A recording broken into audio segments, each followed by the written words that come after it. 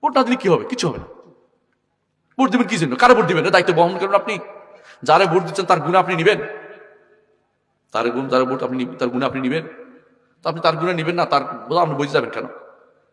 সে যদি বলে, ওয়াদা দিয়ে দেখ যে আমি এখানে এই কাজ করে যাবো, এটা করে আপনার বিরোধিতা করবো না, সহি আকীদা মানহাজের লোকদের বিরোধিতা করবো, এটা করবো, এটা করবো না, তাহলে বলুন যে এই লোক তো পারবে এটা করতে, তারা তখন ভোট দিবেন যে এই লোক এটা পারবে। আপনি ভালো করে জানতে নিজেও মানে না, নিজেও পারবেও না, শরীরের বিরোধী নিজেও কথা বলে, তারপরে তারা আপনি ভোট দিচ্ছেন, তাহলে আপনি কেমন কি করলেন? এটা কিছু করতে পারলেন না। এটা যুদ্ধের সাথে মিলেন কি করে? নাউজুবিল্লাহ। এই ভোটের সিস্টেমটা চালু করছে কেটা? নারীর ভোট আছে না?